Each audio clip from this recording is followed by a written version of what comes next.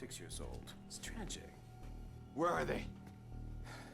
Such a waste. All of this, it's such a waste. You know, the real tragedy here is that somebody like you was surrounded by so many fragile things. It makes you fragile.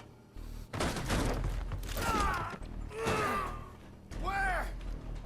That's not how it works. They don't want to answer that. Yeah. Nikki, where are you? Nikki! Stop and think. You fuck around and she's dead.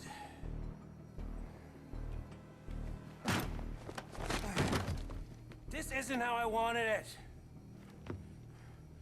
But this is where we are. If you'd listened to me, things would be different. Just tell me where they are. Where they are, there's only Nikki. That little boy. I don't know where he is. Now this is what's gonna happen.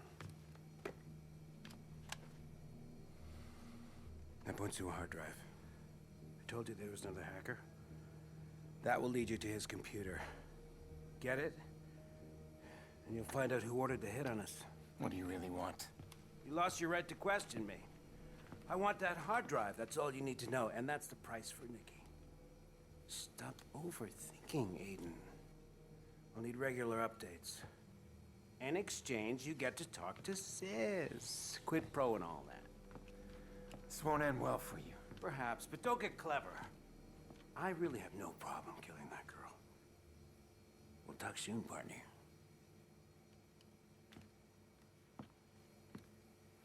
Watch Dogs is an open-world third-person action-adventure game developed by Ubisoft Montreal and published by Ubisoft. The game was released worldwide on May 27th, 2014, and later on the Wii U in North America on November 18th, 2014. Watch Dogs begins with a flashback as Aiden Pierce is roaming around the lobby of the Merlot Hotel in Chicago, Illinois. In seconds, we learn that Aiden and his friend Damian Banks are doing a heist incognito. Aiden is silently siphoning bank accounts with the help of Damian, who's in a remote location behind his computer. When Aiden sees that something is causing a disruption to their little operation, he decides to abort even though Damian tries to convince him otherwise. As he's running out of the hotel, a third party reveals itself and puts a hit out on both Aiden and Damian, saying that not even the family is off limits. The hitman eventually finds Aiden and shoots at him during a drive with his niece and nephew. A bullet meant to kill him ends up with a car crash killing his niece. We flash forward and now Aiden is at a locker room at a Chicago baseball stadium, interrogating the hitman Maurice Vega. Not getting any answers and running out of time, he escapes the stadium with a major blackout as a distraction and leaves Maurice in the hands of a fellow criminal peer, Jordy Chin. In Watch Dogs, you are Aiden Pierce, and while you protect your only family, a sister and her son, it's up to you to find out who was behind the failed hit and what actually happened at the Merlot Hotel. The story doesn't just deal with you finding out who was really behind the hit. Along the way, you run into complications that need to be dealt with to help you get to your ultimate goal. So for example, while you visit your sister, someone calls her and threatens her. When you trace the call, it turns out to be none other than your partner who was with you at the beginning of the game. Even after doing what he wants, he then takes your sister hostage, and then while finding out who was behind the Merlot hit, you also need to do things for your old partner. In doing things for your old partner, you end up having to take on a gang head-on, break into a prison, and so on and so forth. It's actually a really interesting story that has a pretty decent pace from start to finish. There are moments where I felt like it dragged on, but it's always a possibility in open world games because you have to drive from mission to mission, and sometimes you get distracted by the world around you. Surprisingly, the characters are decent too. Aiden Pierce takes the cake as the main character, who reminds me of this sort of Batman in the beginning. He isn't exactly a mold of Batman, but it reminds me of him nonetheless. Palin Correctional Center. They recently upgraded the place with Bloom's state-of-the-art security. Network locks, automated surveillance. If they were holding the guy in an older prison, I'd have a problem, but Bloom's right on this one. They do make life easier through technology.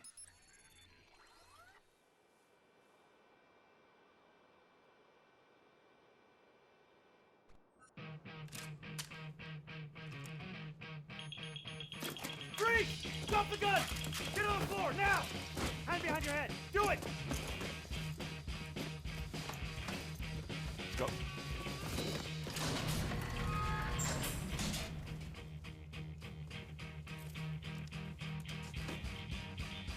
Tell Jordy we're even now.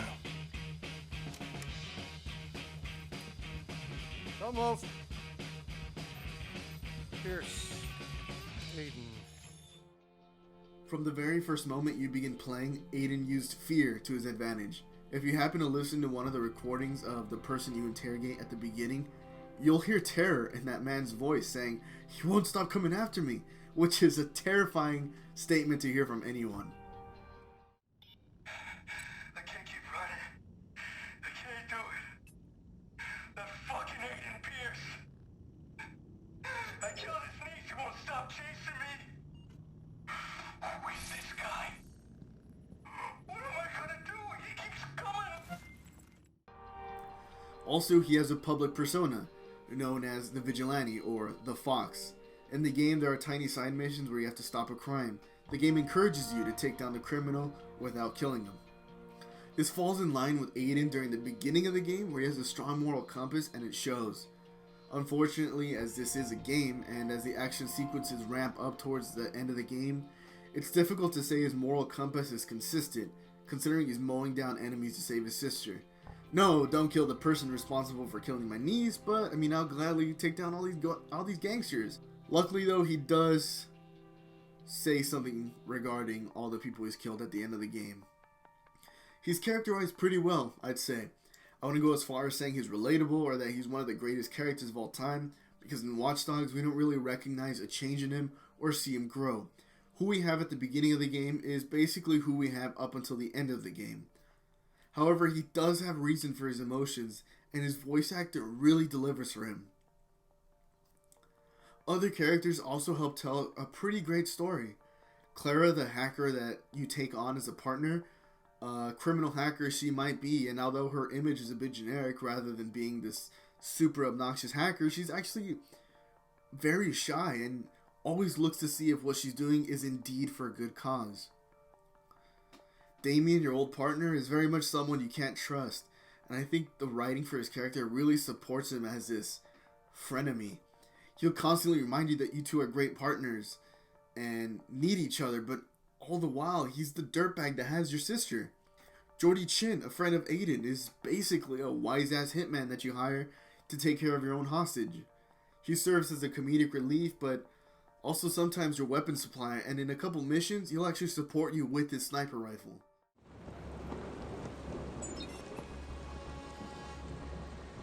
You're not that guy. Which one? I always forget his name. The guy with the ears. Dooley Dawson. Is he a friend? I don't really have friends. Duncan might be a B name. You have no idea who he is. Oh, guess not. I'm taking him out. So, the rest of the characters that you're usually encountering as Aiden aren't boring, but they aren't memorable either. I do like the 1984 theme of this game though. For those of you who are not familiar with 1984, you should be ashamed, as it is a wonderful book that everyone should have read, even if it wasn't a requirement for your high school classes. 1984 is a novel by George Orwell. It's a dystopian future, well, technically dystopian past, it's 1984, where the government is constantly watching you, and you have a certain role to fulfill chosen by the government. The government watches all and knows all, and you are its slave even if you don't know it. Watch Dogs has a similar theme in that you are essentially a one-man resistance against CTOS. CTOS is a giant program that was installed after a large blackout that affected a huge part of the northeastern United States, and it's responsible for everything electrical in the Chicago area. Your computer is hooked up to CTOS, the stoplights are hooked up to CTOS, the light in your house, the smart TV, the cameras. If electricity is running through it and it needs to be hooked up to a larger server in some shape or form, it is CTOS. Imagine if a company like AT&T was in charge of your city's infrastructure. Controls of the train, AT&T. Stoplight, AT&T. Cell phone, AT&T. Computer, AT&T. Internet, AT&T. Electricity, AT&T.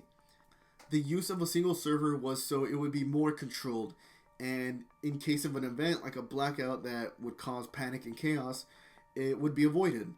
And you are the Resistance along with a completely unaffiliated DedSec, which you'll see in the background as you play throughout the game. DedSec is completely unrelated to Aiden and his story, and it's a fictionalized version of the real-world hacking group Anonymous. As you play as Aiden, you'll hack into CTOS servers and find out that they're actually recording, storing, and analyzing everything.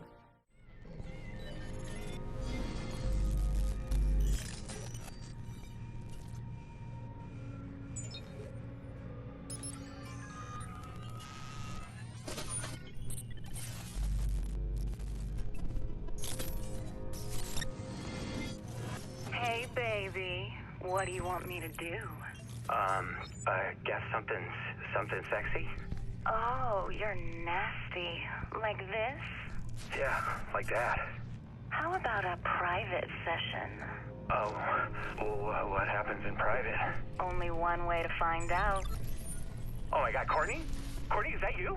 Oh, shit. So whenever you get into a server, you'll see brief moments of personal lives. At the surface, these moments break the tension in a good way, either to show you an Easter egg or add a little humor, but just think about it.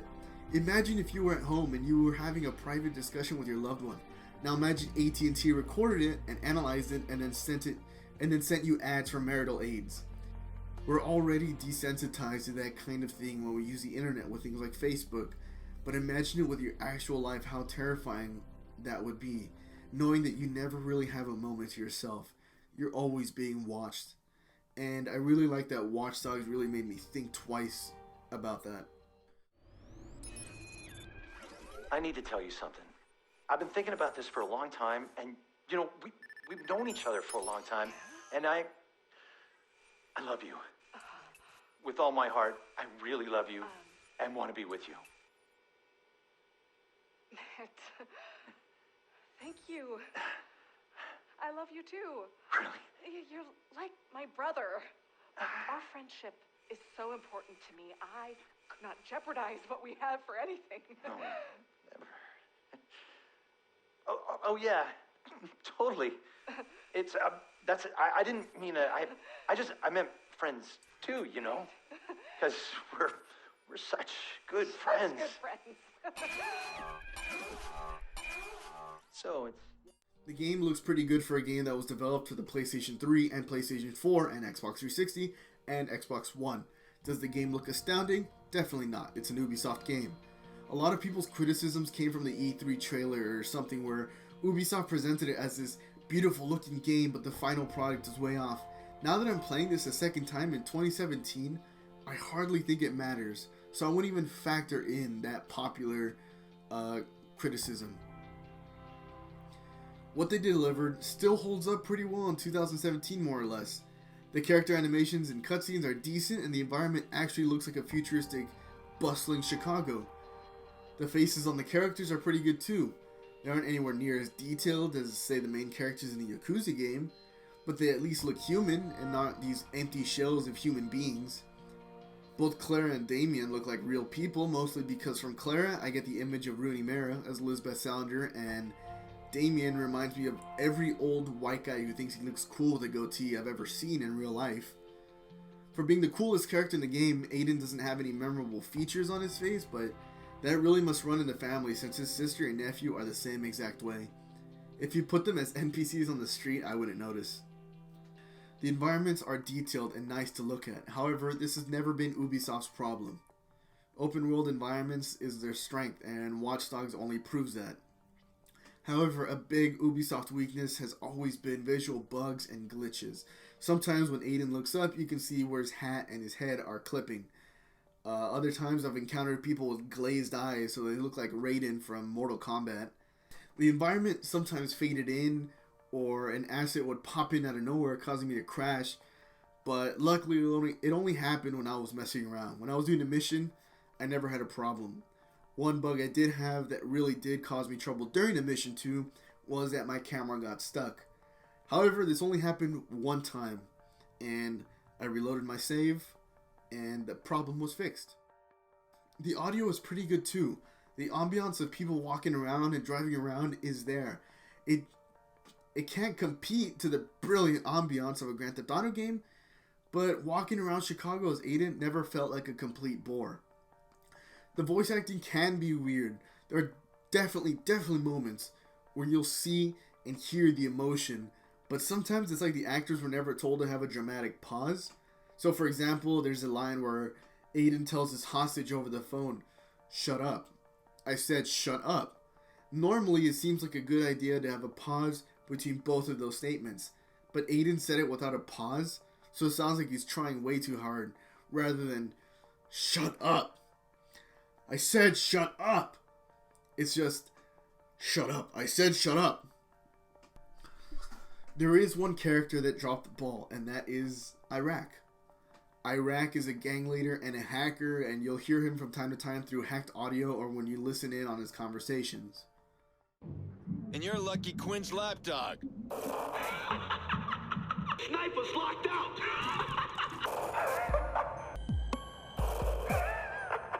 This is not us making... But when it comes time to the showdown between you and him, he has the most annoying little giggle, and with that giggle, his voice ceases to be a performance and more of an annoyance. Everyone else, though, delivers pretty well. The game doesn't have a radio, but it does have a media player through your phone. So when you're driving, your phone will automatically put on music, only stopping to give you news alerts related to your actions, or if the game's original score kicks in. The nice thing about the media player on your in-game phone is that you can also play music when you're just walking around. The gameplay is where Watch Dogs really comes into its own. This is not a GTA clone. The only similarity between both is that they are both open world and free to roam. What really defines this game is the hacking. With the power of a button, you can create distractions, explosions, car crashes, and blackouts. Hacking will be the key essence of the entire gameplay. Without the hacking, this game is just a third-person action game. There are 3 elements to Watch Dogs, and they are sneaking, driving, and full-on assault. There will be moments in Watch Dogs where your goal is to outrun the police or fixers. Sure, you can literally just outrun them and make twists and turns all over the map, or you can use your hacking abilities to your advantage, which makes car chases a whole lot more fun. Someone's on your tail, hack into a streetlight and cause a car crash in an intersection. No longer your problem. Hack and open doors as you drive towards an empty garage and close them behind you. When you're on the ground and you need to get through an area silently, you can hack into the cameras and tag anyone in the area. Now that they're on your map, you know exactly where they are and where they're facing. When you're on the ground and you need to kill your enemies, go on a full-on assault. Blow up a pipe to temporarily blind them, hack the explosive on their vest to explode on them, hack and overload a generator to explode and kill anyone in the vicinity. Are you on the run and on foot? Cause a blackout and escape into the darkness. The game also gives you choices from time to time. Choices that won't affect the story, but can affect your experience. The objectives will read sometimes escape or kill your pursuers. Say you're bored of running and want to turn the gun on them. Now it's allowed. Say your objective is to simply hack into a mainframe. In certain instances, you can probably go through the area without killing anyone. If you're really good, you'll incapacitate everyone with your baton and keep a clear conscience. I won't say the possibilities are endless, because once you feel comfortable, you'll just naturally stick to a routine that you like, and you'll feel the limits to your own power. Sometimes the game will actually do that for you for narrative purposes. And you may never be able to use an ability because you failed to upgrade it sufficiently. However, the possibilities are there, and the gameplay constantly feels fresh. By the end of the game, the gameplay will feel familiar and less fresh, but it'll never feel cut and paste and repeat. Besides story missions, there are also other ways to enjoy yourself in Chicago. There are plenty of side missions that can range from preventing crime, which reward you with a boost to your reputation, to distracting the police with a given car. You can take out gang leaders, or you can collect briefcases that hold the people responsible for this huge human trafficking racket in Chicago. There are also digital trips, which are like tiny mini games. There are collectibles in the game, but they aren't your average collectibles. Your effort in getting a collectible is actually rewarded almost immediately. For example, when you collect one briefcase, you get a brief insight into the human trafficking racket, but collect them all and you'll get a special mission. Prevent a crime. If your reputation is at its highest level, you'll be well known around the city and people will think twice about reporting you to the police. You can also get rewarded in other ways for completing a certain number of optional side quests, such as new weapons, new abilities, etc., etc. And all in all, each of these little quests are totally manageable. It's like 10 briefcases, 10 recordings, 20 crime preventions, so on and so forth. They can be done if you really care, as opposed to gathering 100 and something Riddler trophies just to beat Riddler's ass. Honestly, if I was Batman and Riddler made me collect that many trophies, I'd have shot him in the fucking face. But, I mean, that's why I'm not Batman. Yeah, and because I'm fat. Anyways, coming back to Watch Dogs. Coming back to Watch Dogs in 2017 was actually a pleasant surprise. I actually enjoyed my time with it, and it really made me think about why it did so poorly back when it first released. The game isn't boring, and it's a first entry to a new series, making this an original game. People's expectations were so high that I think it was impossible for this game to ever reach those expectations. It really reminded me of The Dark Knight Rises. Everyone was thinking this was going to be the greatest movie of all time, and instead everyone shat on it. The movie had its mistakes, definitely, but to think of it pre-release so highly and then shitting on it because it didn't meet your high expectations, that's just ridiculous. And that's how I feel about this game. If it didn't have such high expectations, maybe it wouldn't have been Grand Theft Auto 5 famous, but I think it would have done a whole lot better. The visuals aren't what they were when they showed them at E3, but people fail to realize that sometimes game developers have to take something away to add something more, if that makes any sense. This game isn't as beautiful as it was at E3, but it's still pretty nice looking. Had this game looked like Ride to Hell Retribution, then definitely, by all means, forget it. I honestly believe that this game just happened to be a victim of the hate bandwagon, just because I personally know people that shat on this game, and I know for sure they never played it. The story is decent, the characters are good, there's a real theme to this game, the gameplay is incredible. Some might say it's biased for me to say all this about Watch Dogs because it was my first ever PlayStation 4 game. Believe it or not, I was part of that "this game is boring and forgettable" bandwagon when I first beat it. However, now that I really gave it a second chance, it surprised me. I ended up buying this game again on a PlayStation Network flash sale, and it came with a season pass for $20. And my recommendation would be that if you encounter a similar price for this game, it's absolutely worth a try. So for me, Watch Dogs gets an 8. You done then? Out of 10. DeadSick has had enough. Our warnings have fallen on deaf ears. Our reputation has been attacked by weaklings such as Default. Heed our final warning. There will be a reckoning. We are vigilant against the Watchers.